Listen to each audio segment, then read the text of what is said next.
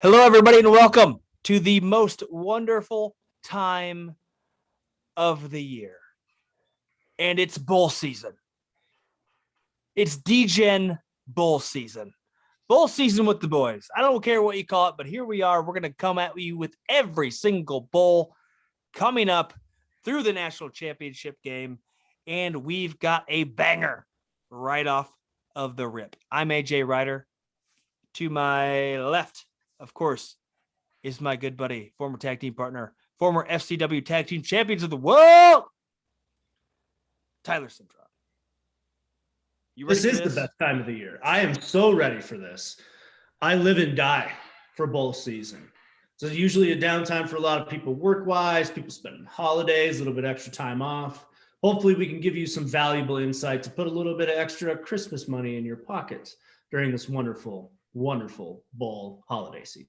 Who doesn't need that? Who doesn't need that? Yeah. All right. Well, we're going to make this quick. We're going to do a series of videos for each and every bowl coming up. And we have a lot of them to do for today. So let's get at it. First things first.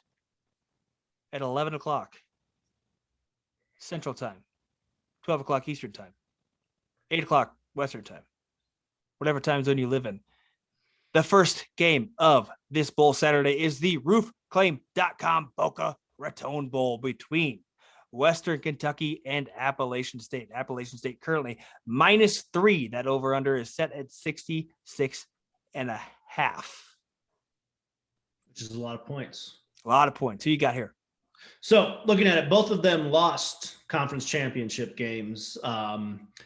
This one comes down to just basic math for me. I think Western Kentucky is going to outscore Appalachian State. It is kind of a war of attrition. Appalachian State does have a stronger defense, but Western Kentucky just scores. That is all they do. They put up points. I think at the end of the day, Western Kentucky is going to turn it into a track meet, and Appalachian State will not be able to keep up offensively. Give me Western Kentucky. They're 2.5-point underdogs. I will take them on the money line. Plus 120 is where it is at currently. Yep. So I want to be with you here, and I probably end up going that way. The only thing that concerns me, Western Kentucky, 88% of the public money right now. They are only taking 41% of the tickets, so that makes me feel a little bit better. When you look at both of these offense, exactly. Western Kentucky, I believe, is second in the nation in points per game, which is not bad. Let's just say that. What do you call his name? Zappy. 5,545 yards at this point in time. 56 touchdowns to 11 interceptions. Unreal. Yes. That's a lot of yards, a lot of points. Yes. And that's where my thought came from, is I've kept tabs on them all year. Obviously, overs was a play for them, but I think they're going to turn it into a track meet. And Appalachian State's offense, I don't think they'll be able to keep up. Yeah, and that's kind of the big thing here when you look at this game, and you had to go back and forth because App State's defense has played pretty well this year. I just don't know if I can count on them to keep up if this thing gets out of hand, because we've played Western Kentucky quite a bit. They have been a great covering team for us so far in this college football season. You're talking about this offense and hoping App State can keep up. The thing that concerns me, obviously, is we've talked about this angle before, the strength of schedule played, and App State is 83rd. Western Kentucky's all the way down to 111th. Believe that. Yeah, right. So it all depends to me on App State's defense. They just have to slow down Western Kentucky. If they can't, it's going to be a lot. And you're talking about a team who is the second ranked scoring offense in the country, and they're favored, or they're underdogs by 3, 2.5, depending on where you're gambling at. Yeah, I don't see any other play there than Western Kentucky, and I think the public sees that. Well, not all the public, the general public doesn't see it, but the smarter and bigger players do, which I can get behind. So you're talking about Western Kentucky throwing the ball 72% of their plays ran this year. Yep.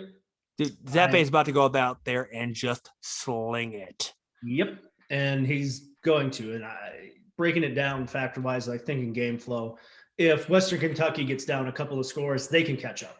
If Appalachian State gets down a couple of scores, I don't think their offense can catch up. That's where it came down to for me when I was looking at this game. Give me Western Kentucky on the money line. Yeah, money line is a great play there too. And look, don't sleep on, you talk about the offense, don't sleep on the Western Kentucky defense. They're not that bad. When you look at the games they've played, they've set it up great for their offense. The offense score 50 and it's not even going to be close. They score 30. They can score late. It's the defense is actually pretty good. The offense gets talked about a lot more with this team. Defense, not as much because, they've played 2 Big Ten schools this year. They've played the UTSA Roadrunners twice. I don't care what their strength of schedule is. That's strong enough for you. Yeah, playing the Roadrunners twice in 1 year. That's pretty fucking hard. So yeah, I'm with you there. I don't want to start us off on the same. Anything on the over under? I'm not gonna say that. If I did, it'd be over. Yeah, just because of Western Kentucky's offense. I can't imagine betting a game with. I can't imagine betting the under on a game with Western Kentucky in that offense. That's a good point. So we'll lean over both on Western Kentucky +3 money line. Take it to the bank. Let's start off bowl season, baby.